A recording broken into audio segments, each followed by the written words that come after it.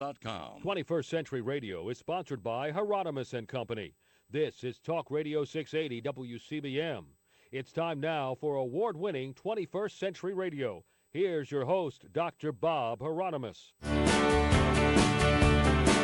While you're strolling down the fairway, showing no remorse, flowing from the poisons they've sprayed on your golf course. While you're busy sinking birdies and keeping your scorecard, the devil's been busy in your backyard. Yes, Uncle Trump is busy in his own backyard. And in other places too. And maybe someday he'll apologize, but you can't tell. Welcome back to 21st Century Radio. I'm your host, Dr. Bob Hieronymus. Our executive producer and research assistant, Laura Corden. Our engineer is Anita Brockington. Hey, unbeknownst, I haven't seen that word in a long time. Unbeknownst or unacknowledged by many, there is a long tradition of psychedelic magic and religion in the Western civilization, as Thomas Hatsis reveals the discovery of the power of psychedelics and entheogens, I hope I got that right, can be traced to the very first prehistoric expressions of human creativity, with a continuing lineage of psychedelic mystery traditions from antiquity through the Renaissance to Victorian era and even beyond that. How do you like that, friends? Thomas Hatsis is a historian of psychedelia, witchcraft, magic, pagan religions, alternative Christianities, and the cultural intersection of those areas, who holds a master's degree in history from Queen's College. Congratulations there, Tom. The author of The Witch's Ointment. He runs psychedelicwitch.com, a site dedicated to promoting the latest and the best information pertaining to psychedelic renaissance. He lives in Portland, Oregon. You still living in Portland, Oregon, or in Milwaukee? Oregon. Yeah, in Milwaukee now, which is just south of Portland. By a couple of miles or something like that? No, by, I don't know, a couple of feet. That's pretty close. All right. Well, welcome to 21st Century Radio, Tom. Yeah, thanks for having me. Are you sitting up straight and eyes straight ahead? You're not chewing gum, are you? I'm not chewing gum, not yet. It's allowed. It's allowed on this show. We're liberal to a degree, you can find out. So, please tell us, what are theogens? And am I pronouncing that correctly? You are, sir. Yay, I won something. Go ahead. Theogens is a word I came up with to describe the variety of uses one can have with psychedelics. So it's a play off of the word entheogen, which means generating divinity from within.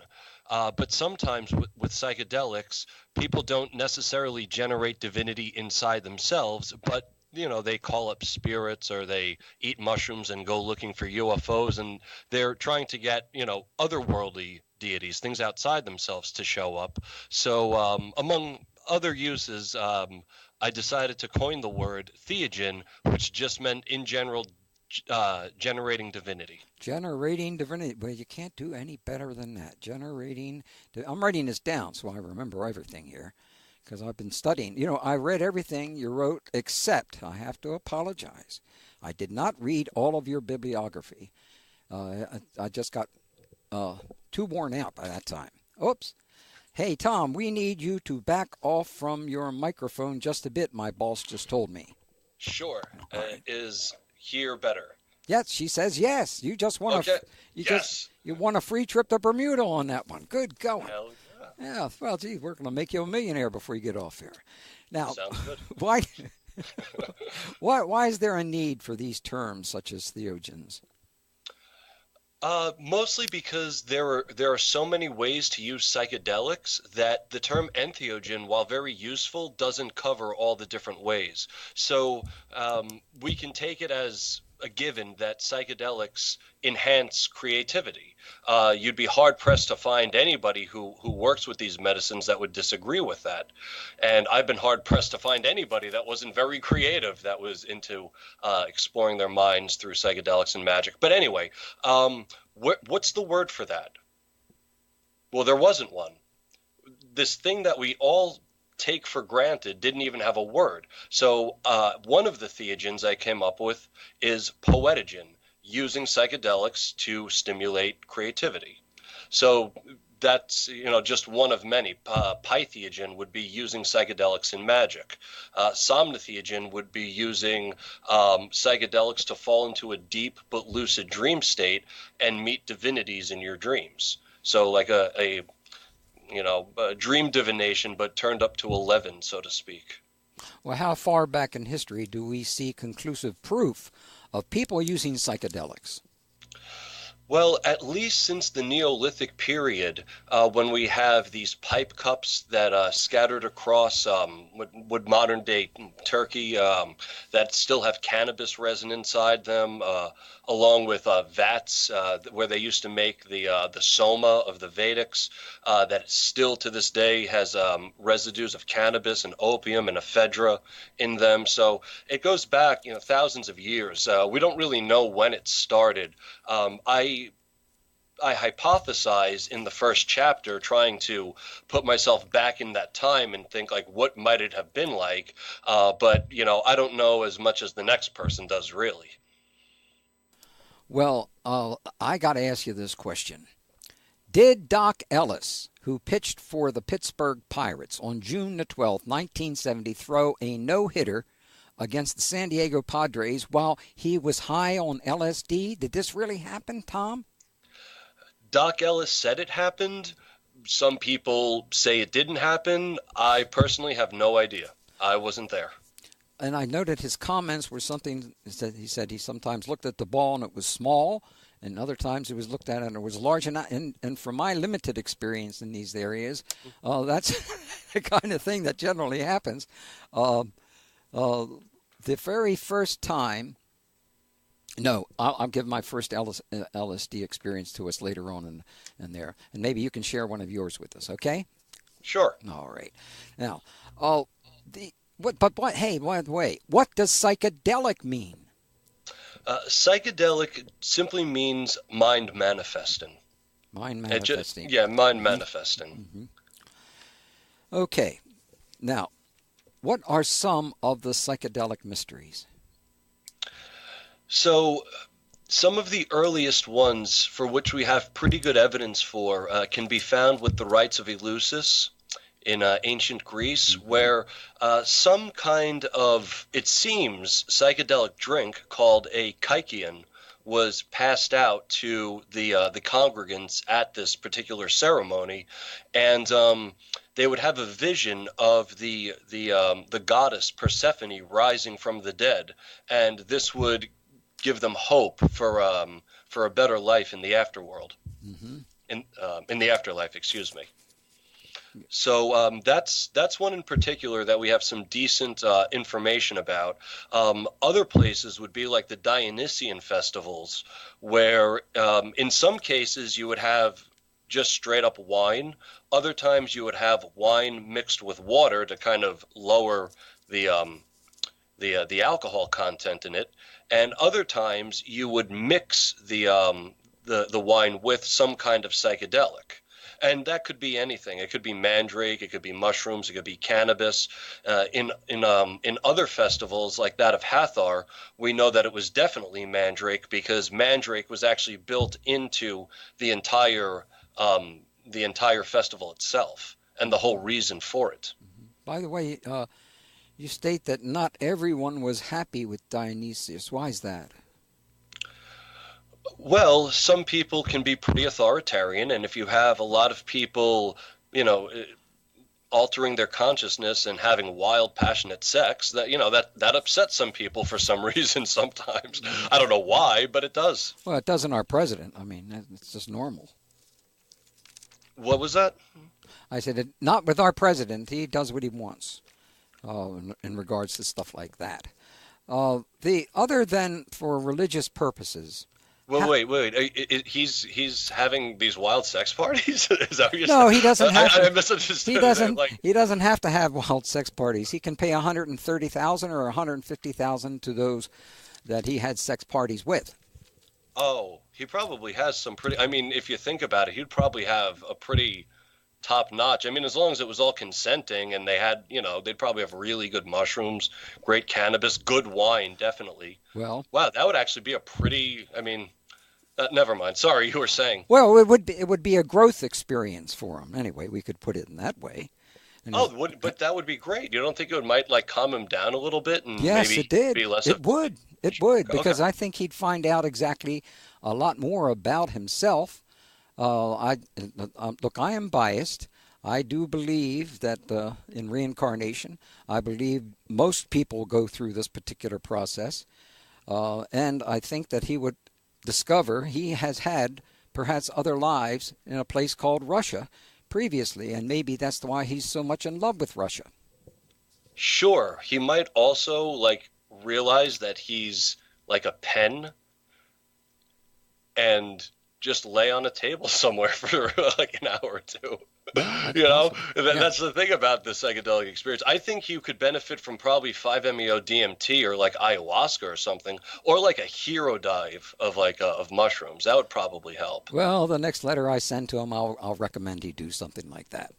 That's a good idea. Yeah, okay. Now, other than for religious purposes, how else did people use psychedelics? I learned a great deal from your book, obviously. That's the reason why we have you on. Oh, thank you. So before I had mentioned that word pythiogen, and that's to use psychedelics in magic. And sometimes religion overlaps with magic, and there could be a spirituality that comes with magic. But in the ancient and medieval world, magic was more of a tool that was separate from spirituality. And the reason that the pagan Romans, as one example, persecuted and prosecuted magic so much was that magic in those days circumvented the will of the gods. See, with pagan religions, you're supposed to ask the gods, you're supposed to give the gods sacrifices and incenses and things, and then they'll give you what you want.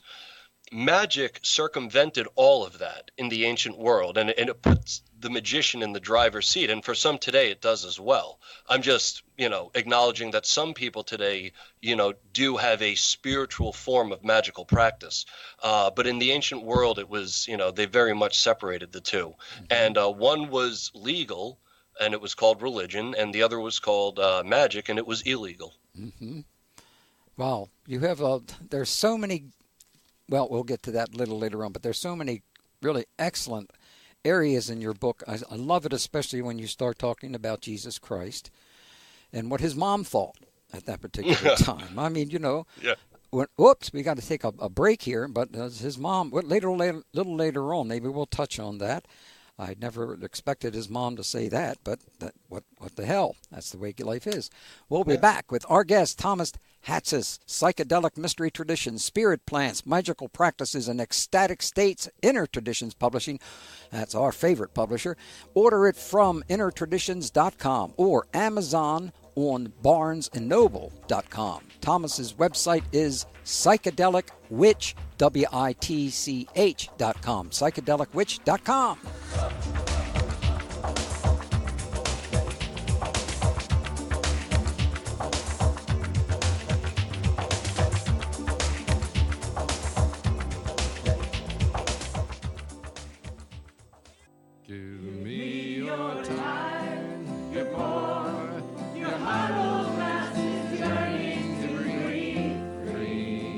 Do you appreciate the Statue of Liberty as an American goddess? Well, we do, in our new book, Secret Life of Lady Liberty, Goddess in the New World. It's been described as a long overdue feminist and multi-ethnic history of the Statue of Liberty that surprisingly draws our country's entire history through this iconic image. Appreciating the Statue of Liberty as America's goddess allowed us to explore her Native American and feminist roots and to envision a sustainable future where liberty indeed prevails. What can the Statue of Liberty teach us about women's power? Well, find out at www.secretlifeofladyliberty.com. That's secretlifeofladyliberty.com. Hello, this is Ingo Swann, the author of Penetration, the question of extraterrestrial and human telepathy. And you're listening to the wonderful 21st Century Radio with the amazing Dr. Bob Hieronymus. And that was our amazing dear friend. Goodness gracious, I sure do miss him. Welcome back to 21st Century Radio. Our guest is Thomas Hatsis. Psychedelic Mystery Traditions, Spirit Plants, Magical Practices, and Ecstatic States, Inner Traditions Publishing.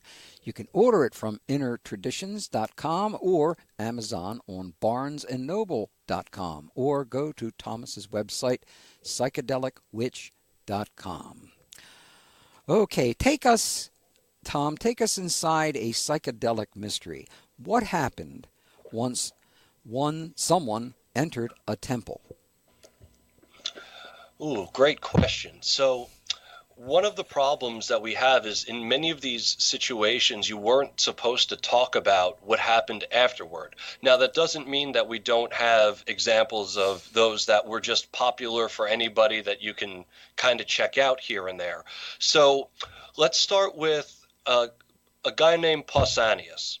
Pausanias lived around the first century of the Common Era, and he was brought into the mysteries of Trophonius.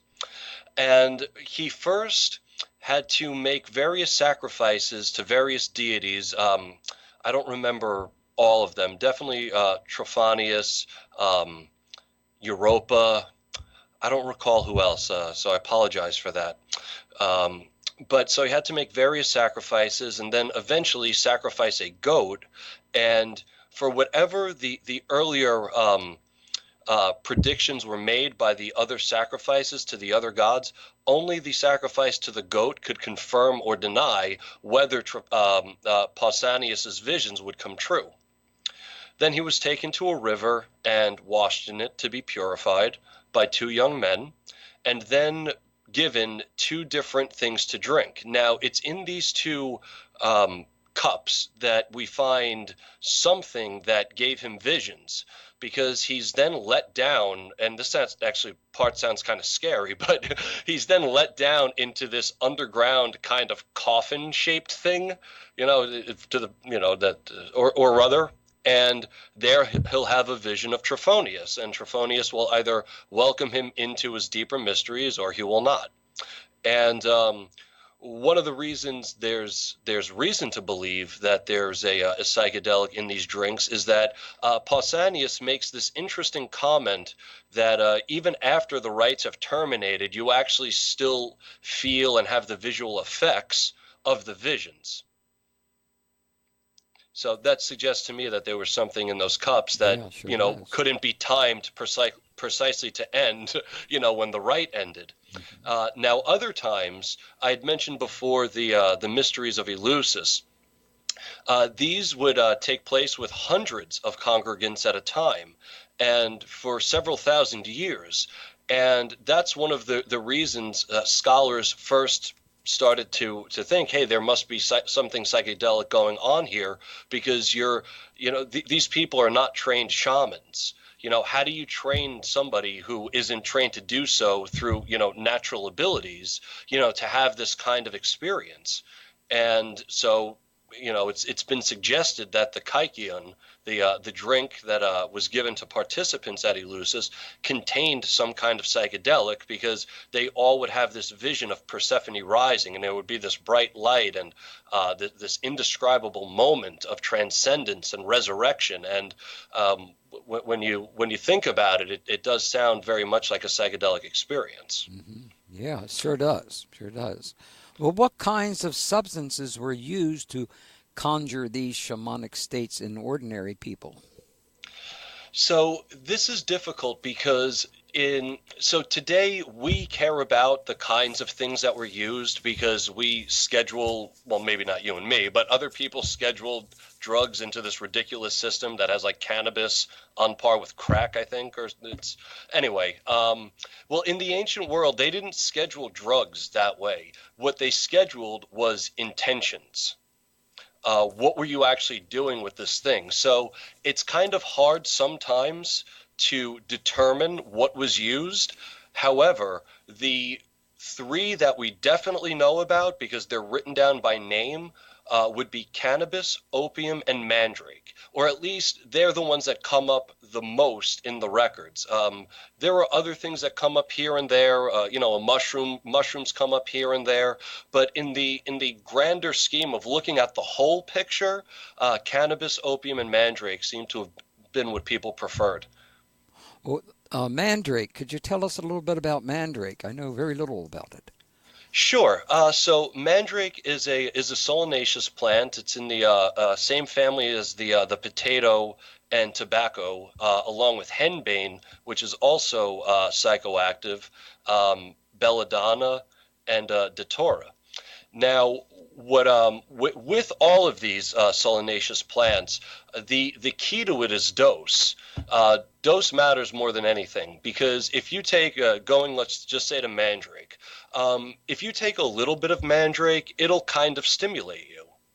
If you take a little more than that, like a little too much, it'll stimulate you, but it'll be followed by this crashing sleep. Like you'll really go into a very deep sleep, similar to Amanita muscaria mushrooms, where you have that same burst of energy followed by this very heavy sleep.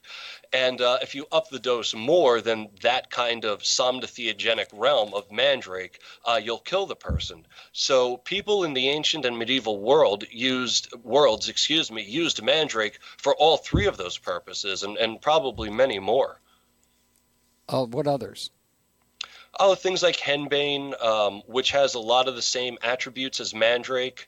The so-called hexing herbs, belladonna also falls into that.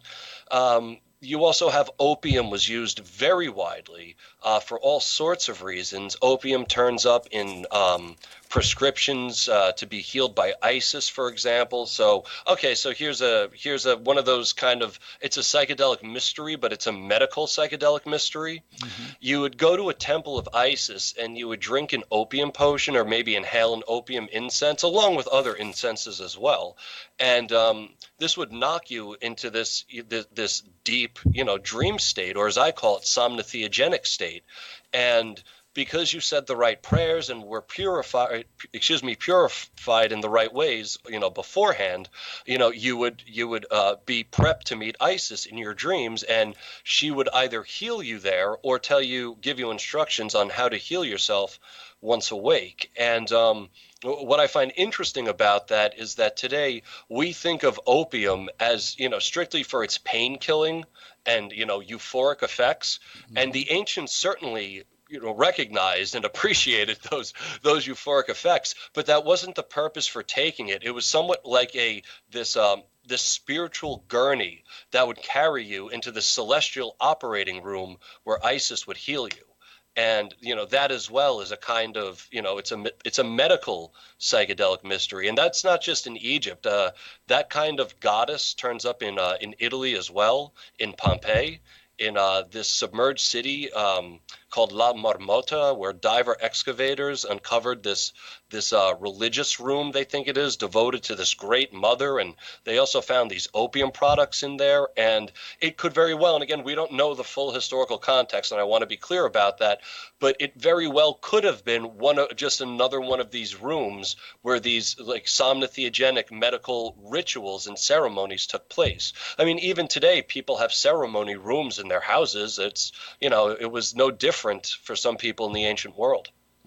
Today, we're experiencing a lot of overdosing in regards to opium and the other drugs. How can one be sure that you're not taking too much?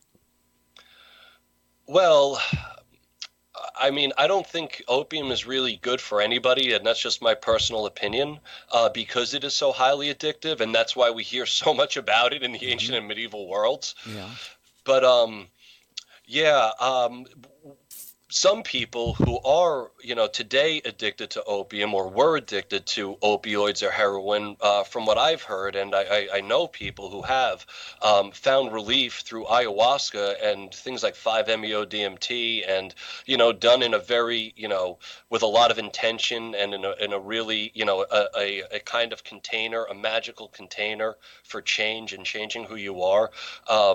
So I would suggest, maybe laying off the opium and going for things like cannabis or, to deal with the pains. And if you really want to kick that stuff all together, ayahuasca and 5-MeO-DMT are showing the most promise. Ayahuasca, though, can be quite an experience from the standpoint of pain.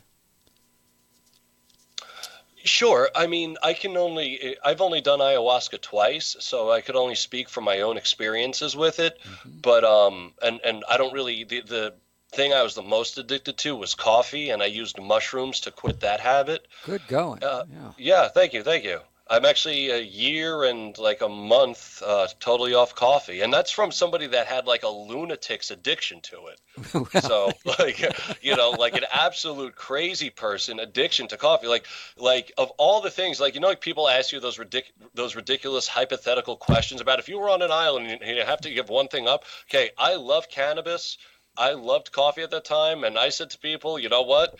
I love cannabis, but I could do without it. The one thing I'd wanted on a deserted island would be coffee, and and now I'm a year and a month sober. Well, congratulations, because it's naturally awake from coffee.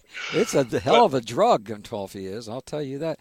I think most people are aware of that, but being an artist myself, and of course being very poor, I think every artist goes through that for years before they finally can make a living. That's the kind of thing you got to be very careful with, coffee.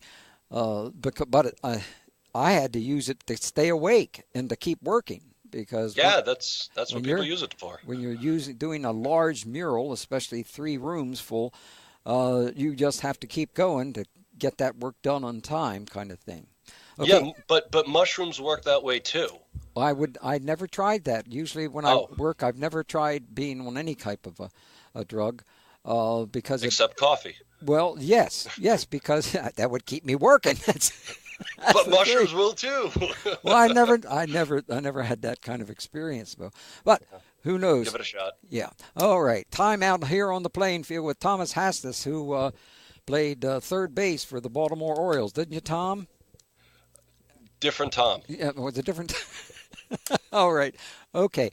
Psychedelic mystery traditions, spirit plants, magical practices, and ecstatic states. Inner Traditions Publishing.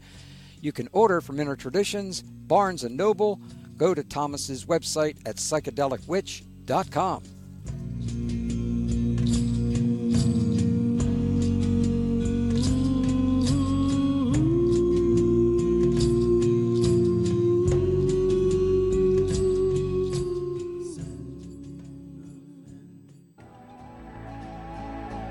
Hi, I'm Raven Gramassi, author of over 20 books on inner mystery traditions and pre-Christian European spirituality. You can find out more about my work at my website, houseofgramassi.com. And you're listening to 21st Century Radio with Dr. Bob Hieronymus. Welcome back to 21st Century Radio with our guest Tom Hatsis, Psychedelic Mystery Traditions, Spirit Plants, Magical Practices, and Ecstatic States. Published, of course, by Inner Traditions. And, of course, you can order it from them or Barnes & Noble or go to Tom's website, psychedelicwitch.com. Do you think we want you to buy this book? Of course we want you to buy this book. It's excellent. It took me some time to read it, but I thought that it was one of the more important books that I have read this year. And, of course, we read about 50 or 60 books a year, which really doesn't sound like very much, but it's a lot of books when you got to do it. Are you still there, Tom?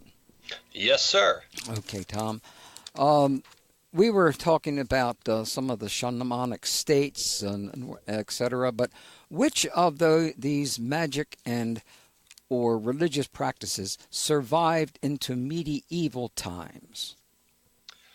So mostly, at least, which pertains to my own research, I found evidence for survival of this kind of great mother pagan goddess. That she definitely lasted up until the 1400s when and beyond that, but that's when the stereotype of the witch was developed. She was popular all over Europe, all over Western Europe, and I mean, we know this because of the multitude of names she went through. In Germany, she was called Frau Holt or Frau Helt or Hol or Holda. In Italy, she was called Madame Oriente or Ben Sosia. In let's see, in France, she was Domina Abundia or Satia. In Ireland, she was the Matriae, the mothers, which was like this triform being. So I mean, this was a survival that lasted well into the rise of Christian Europe, and we also there were some Gnostic beliefs that survived into Christian Europe as well, that I make a video on if your listeners wherever interested. It's called Entheogenic Heresy, and it's an interesting account because it's the first one that I know about that has a Christian spy actually infiltrating a Gnostic group, like a Gnostic heretical group. And this group just so happened to use some kind of psychedelic. And this came out in the records. It came out it actually says in the dossiers that the group would, ceremoniously drink deadly poison. That's just, was one indicator. And then when you read this guy, his name is Arfast. He was the knight, the Christian knight that infiltrated them. When you read his account, he says that they wanted to give him what they called heavenly food that would allow him to see angelic visions, and he'd be able to travel in his mind, wherever he wanted, whenever he wanted, without any hindrance. Wow. So yeah, I mean, it's a clear reference to a psychedelic beverage being drunk by this heretical group. And while we don't exactly know, the specific form of Gnosticism it took after, it certainly, there was enough in there to certainly irritate, the authorities about it. I mean, they were saying that Jesus wasn't really born of Mary. So I tend to think that they were, a docetic form of Gnosticism. Docetic is from a Greek word dakeo, which means an appearance. So they thought that Jesus was an apparition who had never actually been born. But anyway, that's getting into, nerdy Christian, medieval studies, stuff. But anyway, so that would be another survival. I myself am a fertility goddess worshiper, so you could say that that particular, belief system has survived, pretty much through the centuries, through all of human history. Because I'm not the only one. There's many. Well, I'll say I'd like to hang out with you on that. I can't think of anything better from that standpoint, because obviously I believe as we move into more towards what's called the Aquarian Age, which we're not into yet, but we'll get there in a couple of centuries, or Rudolf Steiner says maybe about 2070, something like that. Others say we're already in it, but it would be nice to be in it right now because of the kind of quality of consciousness during the Aquarian aspect in regards to where we are within the Piscean at this particular time. Sure, but utopia is a state of mind. Indeed it is, and we can all get there. But the paths, the paths are many, and that's one of the things. I was going to be a priest. And everything was going pretty well for me in a certain sense. I was going to be going to Andover Newton's cemetery. Cemetery. That's anyway. No, you know what? There's definitely a metaphor in there. There is. Yeah, there is. From what I found out, I mean, it was shocking. It was really shocking to me because. I was very serious about it, and of course then I bumped into the Dead Sea Scrolls. Oh. And nice. that They were blew walking me. down the street? It blew me away. And so I had to go to the bishops. I had to go to those who were above me and say, hey, what about this? Isn't this amazing? This is incredible. And they'd say, well, they're forgeries. I said, what? They're forgeries? He said, no, that's a bunch of stuff. You don't pay any attention to that. So then I obviously did not believe what he was saying to me. But then later on, when I had another experience, when I with the same thing, I went through that experience with many different bishops and others, and none of them supported the Dead Sea Scrolls. And then, of course, when we get into what was being discovered in 1945, what scrolls was 47, right? I don't recall the year. Yeah, okay. It was around there. It was in 47, and 47. And the others found back in 1945 really opened up me to the point where when I brought this material up to guys upstairs, it became obvious to them that I didn't belong there. And it became obvious to me that I could not accept lies. I just could not, because I had read enough of this material. I wasn't necessarily that familiar with, you talk about Allegro a lot, right? Yeah, I discuss him in passing in the book. But as you know, there are so many different levels and of scholarly research in with it, especially at Johns Hopkins, because I've spent a lot of years at Hopkins, either talking or painting or learning, one of those things. Oh, did something fall down there? Are you okay? No, the microphone moved a little. It attacked you, didn't it? It did. Yeah, you got to watch out. Damn mushrooms. You gotta watch out this stuff. Okay. Oh my gosh, it is. It's getting very late here. I'm enjoying myself too much. I've got to slow down and be a little bit more serious here. Frankincense of the ancients, was that the same as today's frankincense? It would appear not, because several authors from the ancient world talk about, different strengths and varieties of frankincense. They also make reference to people losing their minds and going crazy under the influence of frankincense. And what's interesting is that the words that they use are the same words they use to describe other things like cannabis, opium, mandrake when they're burnt and inhaled. Plutarch at one point refers to something as causing a wineless drunkenness. It was a kind of ivy. Now, we don't know what kind of ivy this was, or if it's, it could be extinct at this point, but it was something psychoactive.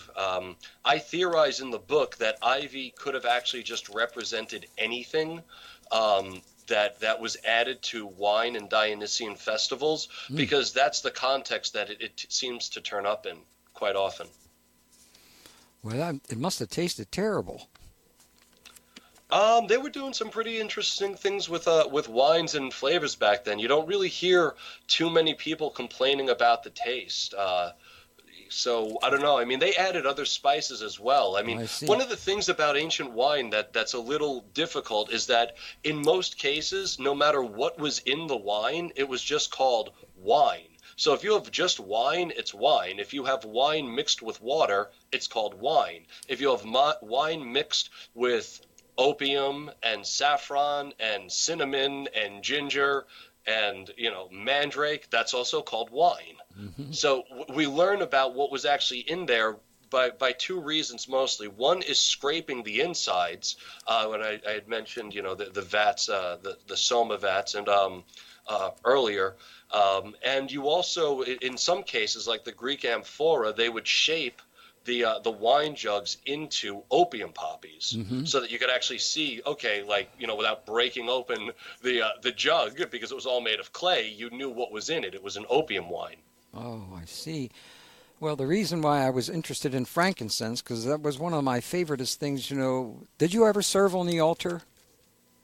I did not. No? I mean, I serve on my altar, but not if you mean in the church. And Christian, I'm sorry, yeah. Oh, No, I figured. No, I didn't. But the the stuff that I liked most of all is when we would start bringing out the frankincense, because when I watch what was going on the altar at the same time, especially when they hold up the monstrance and things of that nature, I had many conversations with nuns, because they could see things going on up there at the altar. I mean, things that were brilliant, lights and things that would move around, that were really very exciting.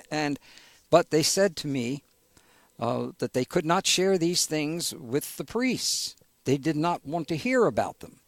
And I thought that was very unfortunate, because there were some very higher consciousness things going on during these various rituals. And that's what really turned me on to it, and why I, in a certain sense, I was so disappointed later on to find out that when I even wanted to talk to the priests about what was up on the altar, they did not want to. I was embarrassing them, and I was embarrassing myself, which can really change you from the inside out in regards to spirituality.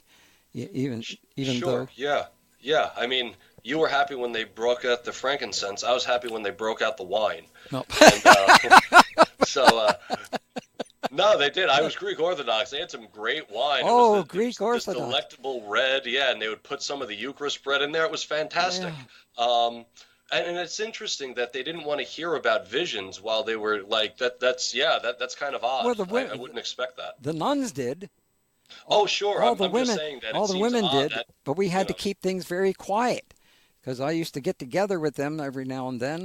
They used to teach at Notre Dame, and those were the most precious moments.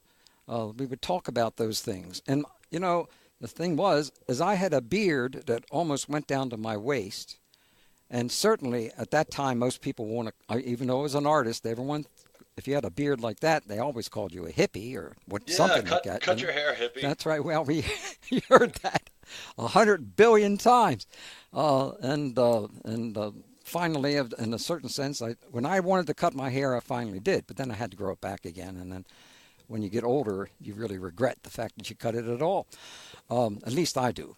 Do you have? Sure. But you guys won. You guys technically won the fight, because while the saying used to be "cut your hair, hippie," the saying now is "grow your hair, tight ass." Jeez whiz, I didn't know. Hey, boy, there's a lot of things I don't know that's going on planet Earth here. Well, that's not unusual. Oh, that's okay. We travel to other dimensions, and I'm sure you could give me the scoop on what's going on there. Well, we could talk a little bit about that, but Hell yeah. That's not what we're going to talk about, though. Rules and regulations. Well, it's 506 of the Penal Code. Well, tell me a little bit about Simon Magus. Magus. Yes. Simon Magus was one of the first. He's considered the first heretic. He was the first person that we know about to take Christ's original message and turn it into his own kind of religion. Now, we don't know if Simon Magus as a person named Simon actually existed, but there most probably was somebody from Smyrna, where it was said he came from, practicing magic and converting people, who was later remembered as Simon the Magician, or Simon Magus.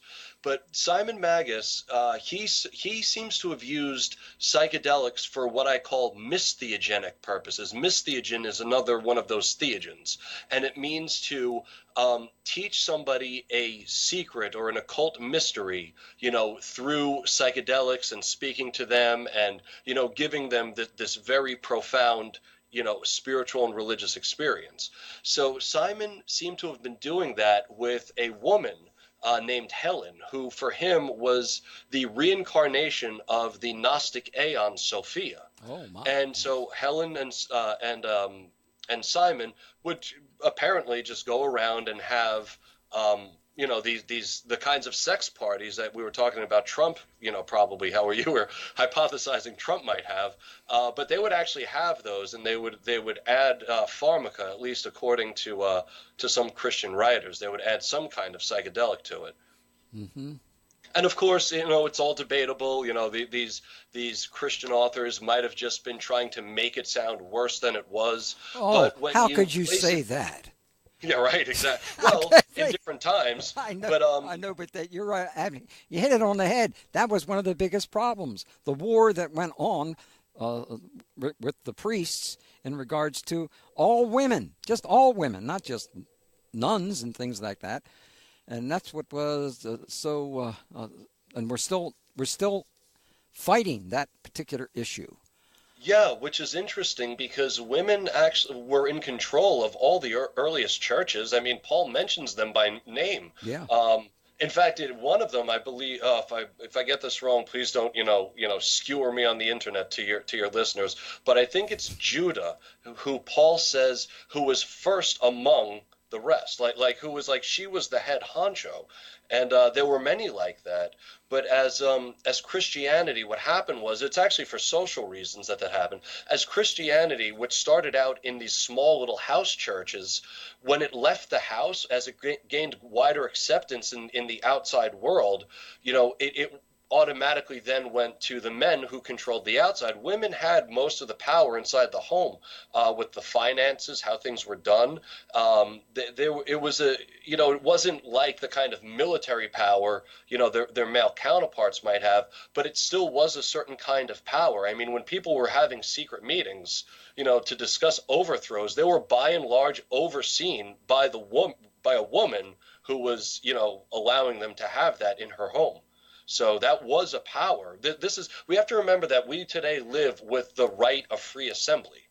People didn't always have that. So that's one of the things that made these early Christian women so powerful, was that they were the space for free assembly of Christians. Interesting as that sounds. Well, it does sound very interesting, and maybe that's why so many of them just got themselves elected in this country, because they're going to turn this country around. Thank God for that. Well, we got to say goodbye here for this particular hour. We'll be back with Thomas Hatsis, Psychedelic Mystery Traditions, Spirit Plants, Magical Practices, and Ecstatic States and Inner Traditions. And I can't wait to talk a little bit about Mother Mary, who was also one of our favoriteest people in the whole wide world, and what she had to say about baby Jesus.